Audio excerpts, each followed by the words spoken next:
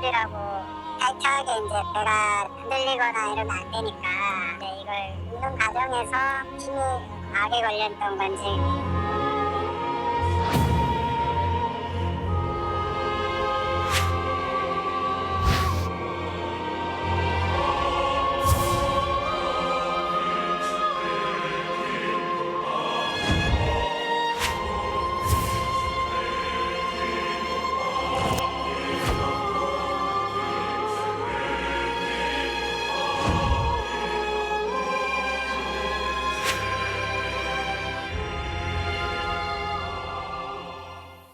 네, 지난 5월 24일이었습니다. 우리 해군에서 안타까운 사고가 있었는데요. 소말리아 아덴만에서 임무를 마치고 복귀한 해군 청해부대 최영함 환영 행사 중에 대형 밧줄인 홑줄이 터지면서 1명이 숨지고 4명이 다치는 사고가 발생했습니다. 정확한 사고 원인은 아직 조사 중이라고 하는데요. 이 사건 포함해서 어제 폐막한 아시아태평양 안보회의, 이른바 샹그릴라 대화까지 짚어보겠습니다. 정의당 김종대 의원 나오셨습니다. 어서 오십시오. 네, 안녕하세요. 네, 오랜만에 뵙습니다. 네. 자, 가장 먼저 최영함 홑줄 사고부터 좀 짚어보겠습니다. 굉장히 안타까운 사고인데 홑줄이라고 하면 일반인들은 좀 생소하게 들릴 수도 있습니다. 이게 어떻게 쓰이는 겁니까? 예, 배에서 주로 사용하는 줄을 통상 홑줄이라고 합니다. 아, 모든 통틀어서? 예, 그렇습니다. 홑줄이라고 하면 아주 뱃사람한테 익숙한 용어인데요. 이렇게 배를 정박시키기 위해서 부두와 그 선박을 이렇게 결박시키는 그런 그 아주 뭐 어른 팔뚝만한 굵은 줄이에요. 이번 보통 경우에는 이제 뭐 그 항구에 이렇게 쇠 말뚝 같은 게 박혀 있고 거기 그렇죠. 감아가지고 배하고 연결시키는. 예, 맞습니다. 그런 거죠? 네. 예, 그래서 이게 직경이 17.5cm니까 굉장히 굵은 밧줄이고 7.5cm인데. 예, 또 홑줄을 건다 할 때는 배와 배를 끌어들일 때도 쓰고 뭐 여러 가지 용도로 쓰는 거거든요. 이번 경우에는 정박하기 위해 정박용 이제 홑줄을 메고 그다음에 하나 갖고는 불안하거든요. 배가 흔들리면 안 되니까. 그래서 보조 홑줄을 또 맨 겁니다. 예, 그 보조 홑줄이 터진 거예요. 아, 이번에 터진 거는 메인이 아니고 그래요. 메인이 아닙니다. 예, 그러니까 이제 저희로서는 좀 의아하게 생각하는 게 이게 뭐 그 줄 하나가 장력을 다 받았던 것이 아니라 이미 먼저 매놓은 홑줄이 있었단 말이죠. 그렇죠. 그런 다음에 추가로 보완하는 홑줄을 또 맨 거기 때문에 이리로 다 힘이 집중됐다고 하더라도 상당히 직관적으로 생각하기 어려운 사고가 터진 거예요.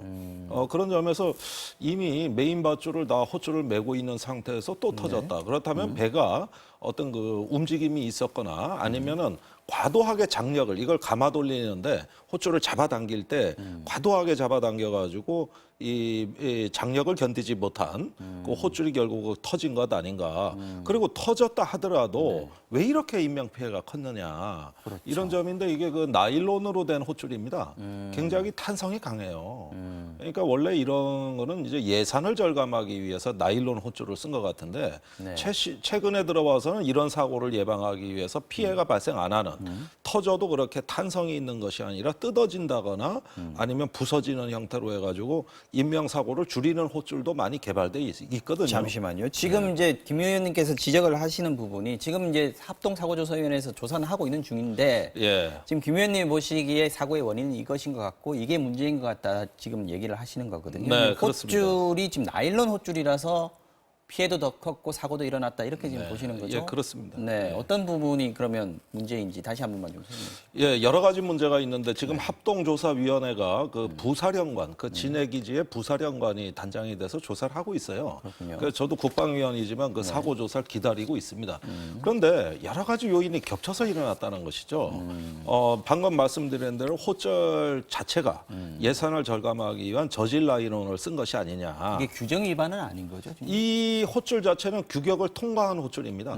그러나 배 자체가 4,400톤이에요. 네. 굉장히 무거운 배이기 때문에 약간의 배의 움직임만으로도 정박해 놓은 그 홑줄에 엄청난 장력이 가해지거든요. 그랬을 때 뭔가 그 규격 자체가 잘못될 수도 있고 또 재질이 잘못될 수도 있고 이런 어떤 부분들 다 점검해야 되는데 제가 최근에 일어난 군사고 중에 정말 어이없는 일이 올해 초에 해병대 마리논 헬기가 훈련 중에 그 날개가 날아갔어요. 버렸죠. 네. 예, 날아가 버려가지고 그냥 거기 타고 있던 헬기 장병들이 5명이 순직했습니다. 맞습니다. 그때도 보면 멀쩡한 날개가 그것도 새로운 헬기가 왜 날아갔나 하니까 그 돌아가는 그 롤러가 있어요. 이 재질이 불량이래 가지고 그냥 뽑혀져 나간 겁니다. 떨어지면서.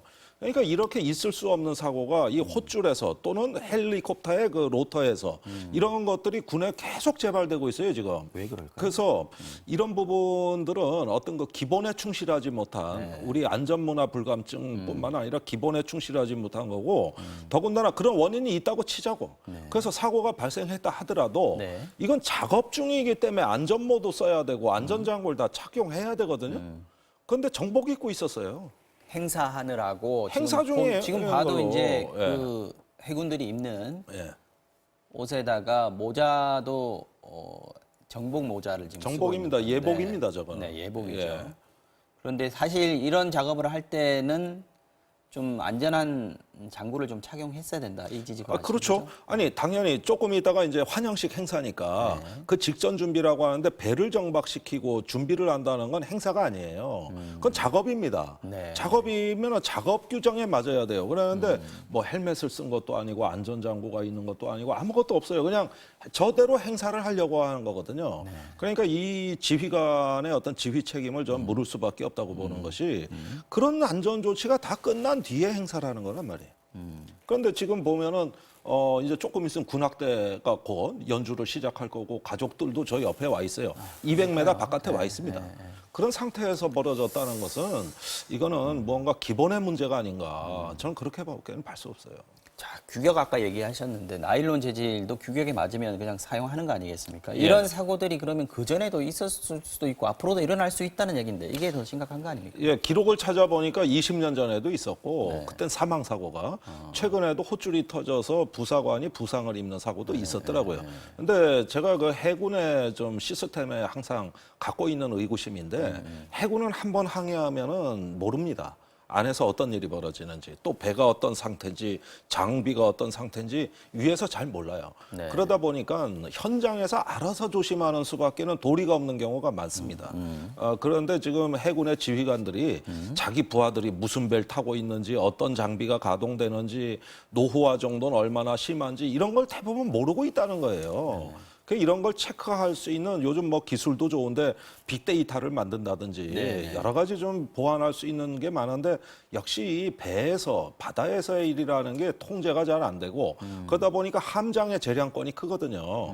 그래서 그 해군 지휘 체계에서 이런 어떤 그 기본에 충실한 문제가 자체적으로 보완될 수 있도록 재량권도 주고 더 많은 기술과 자금의 지원이 있어야 됩니다.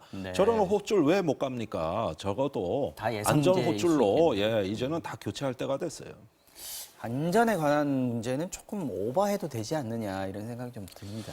근데 전 세계 어디에 가도 우리나라처럼 안전 불감증이 아주 중병이 걸린 나라가 없습니다. 아까 보니까 뭐 헝가리 다뉴보강 사건도 나오던데 그 저 강물이 불어나고 그 위험한 그 강에서 그때 꼭 항해를 했어야 되는가 할 때 선진국들 보면 다 따져보고 해요. 그리고 그 관광객들한테 의사도 물어보고 안전 장비도 지급하고 다 하게 돼 있거든요. 그런데 이번 해군 사고나 다뉴보강에서 헝가리 사고나 이제 저희가 볼 때 우리 문화가 좀 바뀌어야 되겠다고 하는 느낌을 좀 강하게 받습니다. 안전에 대해서 조금 더 심각하게 생각해야 된다는. 이건 과도한 것이 좋은 거예요. 그래서 안전지상주의라는 말을 듣더라도 자원을 좀 많이 투입하고 이렇게 해서 안전장비도 우리 다 외국 거 수입해요. 우리나라는 그런 거 개발도 안 한다. 그러니까 안전기술, 안전문화, 안전장비에 대한 이 어떤 그 발전 정도가 굉장히 국가 격에 떨어집니다. 알겠습니다. 자, 어제 폐막한 아시아 태평양 안보회의 샹그릴라 대화라고 부르는데 먼저 말씀 나누기 전에 어제 이 대화 자리에서 오고 간 내용 잠깐 듣고 말씀 계속 이어가겠습니다. 특별히 우리 한반도 문제와 관련해서 지금까지 방미일 삼국이 북한의 입장 변화를 성공적으로 견인해 왔다고 생각합니다. 앞으로도 북한이 비핵화의 경로를 이탈하지 않고 대화에 속속히 복귀할 수 있도록 삼국의 노력을 결집해야 될 시기라고. The United States will continue to prioritize these important trilateral mechanisms and further strengthen trilateral defense cooperation. 弾道ミサイルの発射は、保理決議に明白に違反すると我々は考えておりまして、やはり 자, 먼저 김 의원님, 네. 우리가 이걸 왜 샹그릴라 대화라고 부르는 겁니까? 샹그릴라 호텔에서 합니다. 그렇습니다. 아주 단순한 이유예요. 그 싱가포르에 있습니다. 네. 근데 싱가포르라는 나라가 상당히 제가 보기엔 균형 외교를 잘하는 나라예요. 미국과 중국이 할 말 다 합니다. 그 작은 도시 국가가 네. 큰 중견 국가도 못하는 국제사회의 당당한 목소리 이런 거 다 내고 중재 외교를 또 잘해요. 네. 그래서 북미 정상회담도 싱가포르에서 그랬죠. 작년에 열렸죠. 예, 그런 만큼 싱가포르가 이제 아시아의 허브 국가로서 이런 중재, 규범, 또 글로벌한 어떤 그 중심지로 도약을 하고 있고 그런 중에서 샹그릴라 호텔에서 매년 안보 대화를 했어요. 그 이제 국방장관들이 다 모이는 거예요. 네. 예, 그 이번에도 그 매년 하던 회의를 한 겁니다.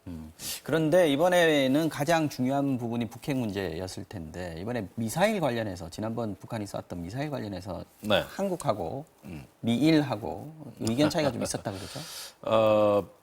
의견 차이라기보다는 표현의 차이로 저는 이해합니다. 차이만? 방금 일본의 방위사항은 북한의 탄도미사일이고 네. 유엔 안보리 결의안 위반이다. 네. 우리는 이제 단거리 발사체다. 사실은 미사일이라는 건 뒤늦게 인정했지만 네. 이렇게 되고 미국은 이 문제에 대해 거론을 안 해요. 그리고 미국은 자꾸 주제를 어디로 가져가냐면 그 중국의 남진아해, 남중국에서의 그 확장 정책 네. 이걸 비판하는 걸 미국은 일컬어 인도 태평양 전략이라 그래요. 네. 이번에도 또 그걸 강조하는 거예요. 그러니까 각각이 그 자기 어떤 관점에 맞게 주안점이 네. 다 다른데 방금 화면은 아주 그걸 잘 요약한 결정적 순간을 잘 보여줬다고 생각합니다.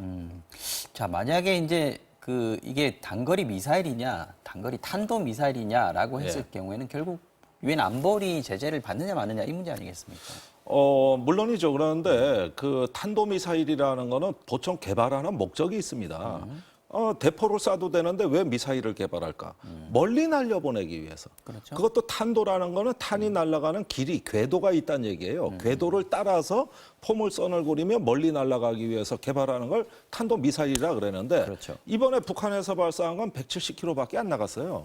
그러니까 탄도미사일인 건 맞는데 이런 것들은 북한이 갖고 있는 장사정포로도 그 거리가 나와요. 네, 그러니까 미사일은 미사일인데 미사일 치고는 너무 좀 작다. 이렇게 해서 국제사회가 특히 미국이 지금 묵인하는 분위기입니다. 네. 유엔 안보리가 안 열리고 있어요. 그런데 이런 문제에 꼭 고춧가루 뿌리면서 나서기 좋아하는 나라가 일본이에요. 이걸 왜 놓쳐? 이래가지고 막 이제 이 문제를 제기하고 나선 것이죠. 그런데 역사적으로 북한이 단거리 미사일을 발사한 걸 가지고 유엔 안보리가 소집된 전례가 없거든요. 단 한 번도 없습니다. 그런데 유엔 안보리가 소집될 거냐? 회의적이죠. 그런데 이제 또 우리 사회 일각에서는 단거리 미사일은 대한민국에 대한 위협이니까 이거는 뭔가 우리가 액션을 취해야 될 거 아니냐. 이래가지고 요 미사일 한 방이 동아시아 전체를 흔들어 놔버린 겁니다. 각국마다 다 반응이 달라요. 예, 그런 것들이 이제 북한으로 보면은 어떤 그 틈새를 노리고 들어오는 일종의 균열 정책이라고도 볼 수 있고 적어도 이 문제에 대해서는 전 국제사회에 합의된 아직까지 공감대나 결론은 없다고 봅니다. 마지막 질문을 드리겠습니다. 지금 셰나헨 국방장관 대행이죠, 미국에. 네. 이분이 이제 여기 샹그릴라 대화에 참석을 했다가 우리나라로 지금 이제 왔단 말이에요. 문재인 대통령 만날 걸로 알고 있는데 가장 중요한 부분이 뭘까요? 역시 북한 문제입니다. 최근에 이제 북한 동향을 예의주시하고 교착 상태에 빠진 한반도의 평화 프로세스를 어떻게 복원할 것이냐 이런 문제인데 지금 전부 다 말을 못하고 서로 교착 상태 대드락 이렇게 물려있는 형국이거든요. 그런 점에서 이제 새로운 신임 국방장관이 트럼프 장관의 대통령의 메시지를 가져왔을 것으로 저는 기대하고 문재인 대통령은 아마 조만간 북미 간의 생산적인 대화를 촉구하지 않을까.